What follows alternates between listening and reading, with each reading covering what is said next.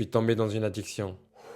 Aujourd'hui, je vais vous raconter comment j'en suis arrivé là. Il y a 2 mois, faut savoir que j'ai vécu les meilleurs mois de ma vie. Faut savoir que par jour, je faisais 2 vidéos TikTok, une pour la chaîne principale et une autre pour la chaîne dégustation. Et tout ça, ça me demandait énormément de temps entre la recherche, le tournage, le montage. Bref, c'est tout un bordel, c'était mal organisé. Et moi, pendant ces 2 mois, j'avais réussi à me construire une vraie discipline. Et les gars, j'ai tout gâché à cause d'un détail. Pour que vous sachiez, je me levais tous les jours entre 8h et 9h, j'étais discipliné, je bossais H24, alhamdoulilah, j'arrivais enfin à me faire de l'argent grâce à ma passion. Mentalement, je me sentais bien, ma vie avançait super bien, mais le problème c'est que je prenais jamais de pause, je bossais constamment, je pensais qu'à être productif, et petit à petit, sans même m'en rendre compte, à cause de bosser sans faire de pause, j'ai commencé à chercher de plus en plus de distractions, quelques TikTok, un peu plus de jeux vidéo, toujours besoin d'être stimulé, toujours besoin de scroller. Au début, ça paraît rien, mais petit à petit, ça te détruit. Dites-vous, à cause de ça, je commençais à me coucher à 4-5 heures du matin. Les lendemains, je commençais à me réveiller à 17h, parfois même 18h, même 19h. Retravailler sur mes vidéos me demandait trop d'énergie, alors que quelques semaines avant, c'était pas du tout le cas. Dites-vous, je procrastinais tout, j'avais perdu la discipline que j'avais pris des mois à construire. Et le pire, c'est que je savais même pas ce qui m'arrivait. Avec du recul, j'ai compris que j'avais fait un burn-out. Mon cerveau était épuisé, parce qu'en même temps, c'est normal. Je prenais jamais de temps pour moi. Aujourd'hui, tout va bien. J'ai repris le contrôle de la situation. Je reconstruis ma discipline petit à petit. Bien sûr, tout en gardant en tête qu'il faut faire des pauses. Sans vous mentir, cette période m'a appris une chose importante, c'est qu'il ne faut jamais